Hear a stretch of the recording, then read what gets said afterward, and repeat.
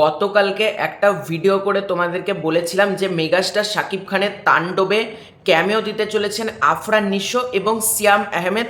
এই খবরটা যমুনা টিভির তরফ থেকে লেখা হয় এবং যমুনা টিভি ক্লিয়ারলি জানিয়ে দেয় যে আফরান নিশো কিন্তু ক্যামেও করছে।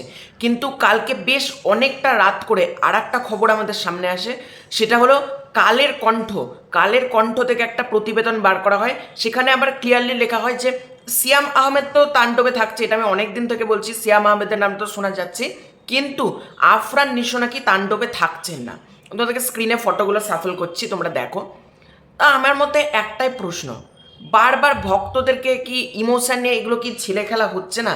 ভাই, কে থাকছে না থাকছে এগুলো বলারই দরকার নেই, আমরা বড় পর্দায় গিয়ে দেখবো, তখনই আমরা জানতে পারবো কে আছে কি নেই।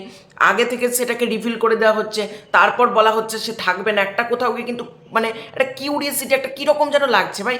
এবার তোমরা অনেকে আফরান নিশো থাকাটাকে পজিটিভলি নিচ্ছ, অনেকে নেগেটিভলি নিচ্ছ, কিন্তু আমার চ্যানেলের যারা রেগুলারলি অডিয়েন্স, যারা আমার প্রত্যেকটা ভিডিও ফলো করে, যারা আমার ভিডিও দেখতে পছন্দ করে, তারা জানে আমি কোন মাইন্ডের মানুষ এবং আমি জিনিসটাকে কিন্তু পজিটিভলি নিচ্ছি। কারণ যেখানে মেগাস্টার শাকিব খান, আফরান নিশো থাকলে যদি অসুবিধে না মনে করেন, তাহলে আমরা কোথাকার কে, সেটা হলো আমার সব থেকে বড় কথা। আমরা মেগাস্টার শাকিব খানের ডিসিশনকে সর্বদা রেসপেক্ট করি এবং মেগাস্টার শাকিব খান কতটা মহানুভব একজন মানুষ সেটাকে আমরা রেসপেক্ট করি। এবং আমি অন্ততপক্ষে বাংলা সিনেমার পাশে দাঁড়ানোর জন্য, বাংলা সিনেমাকে ভালোবাসি বলেই আমি চাই শাকিব খান, আফরান নিশো, সিয়াম আহমেদ সবাইকে যেন সবাই এগিয়ে যাক, আমি এটাই চাই।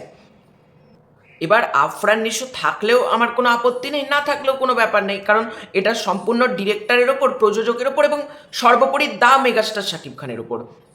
এবং আমি চাই আফরান নিশো আর শাকিব খান, এই ঘটনাটা ঘটার পর না, মানে আফরান নিশো আছে কি নেই এটা শোনার পর দুই ফ্যান বেসের মধ্যে না একটা রেসারেসি চলছে। আমি মন থেকে চাইছি এই রেসারেসিটা বন্ধ হোক। মেগাস্টার শাকিব খানের ফ্যান হোক, আফরান নিশোর ফ্যান হোক, সবাই আমরা জুড়ে যাই একসাথে এবং আমরা একসাথে বাংলা সিনেমার এগিয়ে নিয়ে যাই। এবার যদি ব্যাপারটাতে আসি, তো দেখো এইখানকার কালের কণ্ঠ থেকে ক্লিয়ারলি লেখা হয়েছে, রায়গান রাবি বলছে ধুর মানুষ এগুলো আজাইরা কথা ছড়াচ্ছে, আফরান নিশো নেই, এটা জানাচ্ছেন রায়গান রাবি। কিন্তু প্রতিবেদনে এটাও লেখা হচ্ছে যে সিয়াম আহমেদ কিন্তু রয়েছে এবং সিয়াম আহমেদ কিন্তু 40 সেকেন্ডের জন্য একটা ক্যামেও শ্যুট করেছে। বা 40 সেকেন্ড তো বলা যায় না, এটা 1 মিনিটও হতে পারে, 2 মিনিটও হতে পারে, এটা ডাইরেক্ট মানে বলা হচ্ছে একটা ক্যামেও শ্যুট করেছে সিয়াম আহমেদ, সেটা শুটিং হয়ে গেছে, কিন্তু আফরান নিশো নেই। তাহলে যমুনা টিভির কথাটা বিশ্বাস করবো আমরা, না কালের কণ্ঠটা বিশ্বাস করবো? অ্যাটলিস্ট একটা সঠিকভাবে খবরের চ্যানেল যদি আমাদেরকে এভাবে বিভ্রান্ত করে, এটা তো কোনো সঠিক ডিসিশন হতে পারে না। আর এটা হাইপ না, কোথাও এটা নেগেটিভিটি শুরু হয়ে গেছে, বিশ্বাস করো।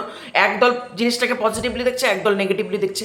এটা যদি অফিসিয়ালি মানে ক্লিয়ার করে দেওয়া হয় বা, তাহলে আমার মতে একটু ভালো হয়। কারণ দর্শকদের মধ্যে একটা কিউরিয়াসিটি, একটা তালমাটাল পরিস্থিতি কোথাও গিয়ে তৈরি হয়ে গেছে, যেটা আমি অন্ততপক্ষে ভালো লাগছে না। আমি চাই আফরান নিশো, শাকিব খান, সিয়াম আহমেদ যেই থাকুক না কেন, মানে শাকিব খান সিনেমাতে, সেটা ভালোভাবে ক্যামিওটা হোক। যে ক্যামিওটা, তাণ্ডবে ক্যামিওটা দেখে যেন আমরা প্রশংসা করি যে এত সুন্দর ক্যামিও আমরা আজ পর্যন্ত কোনো বাংলা সিনেমাতে দেখিনি। তো তোমাদের পুরো এন্টায়ার বিষয়টাকে নিয়ে কি মতামত, আফরান নিশো আছে কি নেই, কমেন্ট করে জানিও। খুব শীঘ্রই আছে নতুন করে, ততক্ষণ জন্য বাই বাই।